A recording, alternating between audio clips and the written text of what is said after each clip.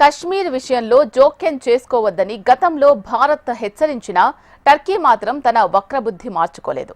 అంతర్జాతీయ వేదికలపై కశ్మీర్ గురించి మాట్లాడడం టర్కీ అధ్యక్షుడు ఎర్డోగాన్కు అలవాటుగా మారిపోయింది. తన మిత్రదేశమైన పాకిస్తాన్కు మరోసారి వత్తాసు పలికింది. ఐక్యరాజ్య సమితిలో టర్కీ అధ్యక్షుడు తయ్యిప్ ఎర్డోగాన్ కశ్మీర్ అంశాన్ని లేవనెత్తారు. యుఎన్ జనరల్ అసెంబ్లీ సెషన్లోని అత్యున్నత స్థాయి 78వ సెషన్లో ఎర్డోగాన్ ప్రసంగించారు. భారత్ పాక్ మధ్య ఇప్పటికీ కొనసాగుతున్న కశ్మీర్ వివాదం దక్షిణాసియా ఉద్రిక్తతలకు కారణమైందని పాకిస్తాన్పై తన ప్రేమను చూపించుకున్నారు. G20 సమ్మిట్లో ప్రధాని మోదీతో వాణిజ్యం, మౌలిక సదుపాయాల సంబంధాలను బలోపేతం చేయడంపై చర్చలు జరిపిన వారం రోజుల తర్వాత ఎర్డోగాన్ ఈ వ్యాఖ్యలు చేయడం వివాదాస్పదంగా మారింది.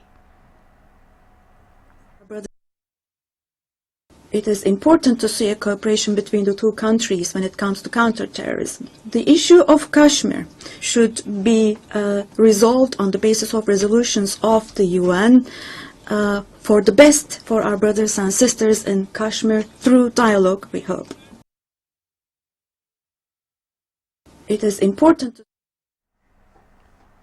జమ్మూ కాశ్మీర్ అంతర్గత విషయమని భారత్ పదే పదే హెచ్చరికలు చేస్తున్నప్పటికీ ఎర్డోగాన్ తన తీరు మాత్రం మార్చుకోవడం లేదు.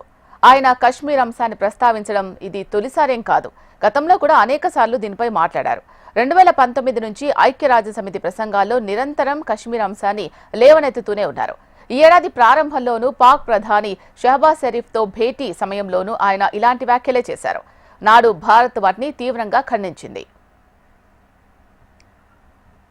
అంతర్జాతీయ వేదికలపై ఆయన కశ్మీర్ అంశాన్ని ప్రస్తావించడం ఇదేమీ మొదటిసారి కాదు. ఏడాది మొదట్లో పాకిస్తాన్ పర్యటనలో కూడా ఎర్డోగాన్ కశ్మీర్ అంశంపై చర్చలు జరపాలని, యుఎన్ తీర్మానాలకు కట్టుబడి ఉండాలని పిలుపునిచ్చారు. తామెప్పుడూ కశ్మీర్కు సంఘీభావంగా నిలుస్తామని టర్కీ అధ్యక్షుడు ఎర్డోగాన్ చెప్పారు. పెహల్గాం ఉగ్రదాడి తర్వాత ముస్లిం దేశాల్లో తుర్కీయే, అజర్బైజాన్ మాత్రమే పాక్కు మద్దతు ప్రకటించాయి. ఉద్రిక్తతల వేళ తుర్కీయే డ్రోన్లనే పాక్ మన దేశంపై ప్రయోగించింది. సైనిక సిబ్బందిని పంపినట్లు కూడా ప్రచారం జరిగింది. దీంతో టర్కీ, అజర్బైజాన్ను బహిష్కరించాలంటూ భారత ప్రజానీకం మండిపడింది. అయినప్పటికీ భారత్పై విషం కక్కడంలో పాక్తో అంటకాగుతున్న తుర్కీయే మరోసారి తన నైజాన్ని చాటుకుంది. టర్కీ అధ్యక్షుడి వ్యాఖ్యలను భారత్ తీవ్రంగా తిరస్కరించింది. ఎర్డోగాన్ తమ అంతర్గత వ్యవహారాల్లో జోక్యం చేసుకుంటున్నారు అంటూ ఇండియా విదేశాంగ మంత్రిత్వ శాఖ ప్రకటన విడుదల చేసింది. జమ్మూ కాశ్మీర్ భారతదేశంలో అంతర్భాగం. దీనిపై వ్యాఖ్యానించడానికి మరే దేశానికి ఎటువంటి హక్కు లేదు అని ఎంఈఏ ప్రతినిధి రణధీర్ జైస్వాల్ అన్నారు.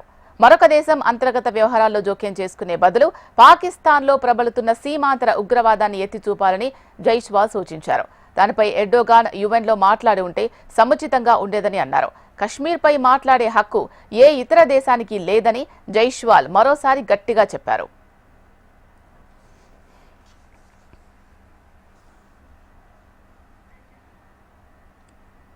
కశ్మీర్ విషయంలో టర్కీ అధ్యక్షుడు జోక్యం చేసుకోవడాన్ని ఏ విధంగా చూడాలి? ఎందుకు ఇలా చేస్తున్నారు?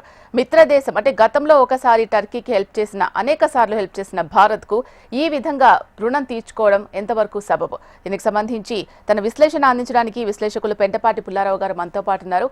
పుల్లారావు గారు నమస్కారం అండి. చర్చా కార్యక్రమానికి స్వాగతం. నమస్కారం. గతంలో కూడా ఎన్నోసార్లు కశ్మీర్ అంశాన్ని లేవనెత్తడం జరిగింది టర్కీ అధ్యక్షుడు. ఇప్పుడు పదే పదే వారించినా కూడా మళ్ళీ అదే ప్రస్తావన తీసుకొస్తూ ఉన్నారు. ఎందుకంటారు? టర్కీ హిస్టరీ కూడా జ్ఞాపకం పెట్టుకోవాలి. ఎర్డోగాన్ దాదాపు ఇప్పుడు 25 సంవత్సరాలు టర్కీలో ప్రధానమంత్రిగా, ప్రెసిడెంట్గా పరిపాలిస్తున్నాడు.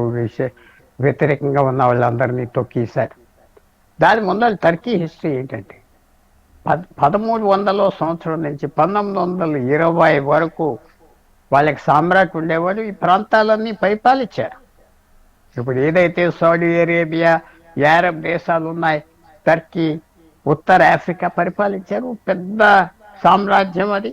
అవన్నీ పడిపోయేటప్పుడు కూడా టర్కీ మేమేదో పెద్ద దేశం, పూర్వం ఉన్న ప్రభావం మాకున్నది, మా భాష, మా పద్ధతులు అందరూ ముస్లిం వాళ్ళు ఎక్కువ మర్యాదిస్తారు.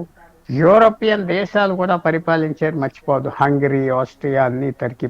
సో ఆ హిస్టరీ అంతా వాళ్ళతో ఉన్నాయి. పాకిస్తాన్కి ఎందుకు సపోర్ట్ చేస్తున్నారంటే, ఒకటి పాకిస్తాన్ వాళ్ళ దగ్గరికి వెళ్ళటం, మేము ముస్లిం దేశం అని చెప్పుకుంటా వస్తే ఈయన కూడా కొంచెం ఇస్లాం ఫెనాటిక్ ఎక్స్ట్రీమిస్ట్. టర్కీకి ఈయన ముందల చాలా లిబరల్ ప్రభుత్వాలు ఉండే వీళ్ళు తోసేసి వచ్చారు, బాగానే ఉన్నాయి. చాలా కారణం. రెండో కారణం నాలాంటి వాడికి అనిపిస్తుంది, కొన్ని అరబ్ దేశాలు వాళ్ళు డైరెక్ట్గా భారతదేశంతో పెట్టుకోలేక టర్కీని వాడుతున్నారు. ఇలా మాట్లాడు అలా మాట్లాడని టర్కీకి డబ్బులు ఇస్తున్నారు, అన్నీ చేస్తున్నారు. ఖతార్ అనే దేశం ఎక్కువ ఉన్నది అనిపిస్తాను. ఎందుకంటే ఖతార్కి బోల్ డబ్బు ఉన్నది, ఇలాంటి పనులు చేస్తూ ఉంటారు. అలాగే హమాస్ని వాళ్ళు దాచారని ఇజ్రాయెల్, నువ్వు టెర్రరిస్ట్ని దాస్తావు, మళ్ళీ వాళ్ళతో మమ్మల్ని మాట్లాడటానికి రమ్మంటావు అని బాంబు చేశారు. చూశారు కదా, మొన్న అందరిని చంపేయడం గింపేయడం జరిగింది. ఖతార్ వెనకాల ఉంటుంది, వాడికి డబ్బు ఇచ్చి చెప్పిస్తాం, దానికంటే ఎక్కువ ఏం లేదు. అదంతే మనం ఎలా చూసుకోవాలంటే, తర్వాత మనం కూడా ఏం తక్కువగా లేము.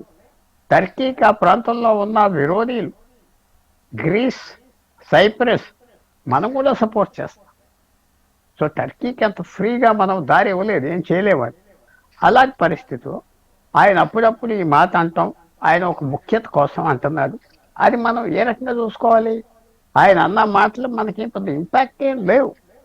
వెంటనే ఒక జూనియర్, ఒక పెద్ద సీనియర్ ఆఫీసర్ కాదు, జైస్వాల్ అనేవాడు, నువ్వు చెప్పేలేవయ్యా, నువ్వు ఆ విషయాలకి రావద్దు మధ్యన చెప్పారు.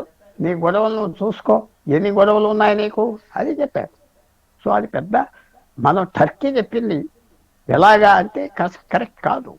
ఒక పెద్ద దేశం, భారతదేశం లాంటి వాళ్ళకి చాలామంది స్నేహితులు ఉంటారు, చాలామంది విరోధాలు, అనేక కారణాలు ఉంటాయి, ఎన్నో కారణాలు ఉంటాయి, వాళ్ళ సొంత కారణాలు ఉంటాయి, వాళ్ళ సొంత అవసరాలు ఉంటాయి. భారతదేశం సరిగా చెప్పింది, ఇది ఏమి మా గొడవ మేము చూసుకుంటాం, జమ్మూ కాశ్మీర్ మాది, నీ దారేమిటి నువ్వు పో అన్నారు, అంతే. టర్కీ ఎందుకు వెళ్తుందంటే వెనకాల రెచ్చగొట్టే వాళ్ళు ఉన్నారు, వాళ్ళు ఓపెన్గా రాలేక అది చేస్తున్నారు. టర్కీకి పెద్ద ప్రెస్టేజ్ ఉన్నదా ప్రపంచం అంతా? లేదు.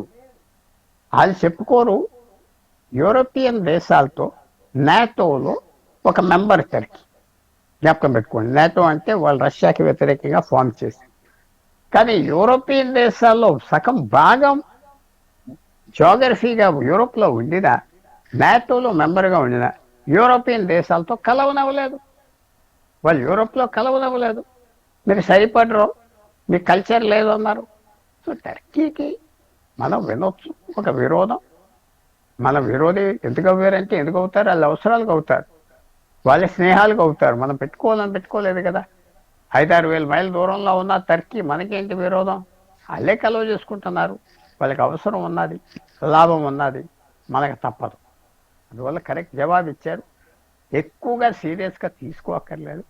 ఇంకా జవాబు కూడా చక్కగా చెప్పవలసింది, మిమ్మల్ని మేమంతా సీరియస్గా తీసుకో, మీరు ఇష్టం వచ్చింది మాట్లాడుకోండి, వినేవాళ్ళు వింటారు, మేము పట్టించుకోవట్లేదని కూడా చెప్పాలి. ఓవర్ బ్లోన్ సైజ్ కాదు.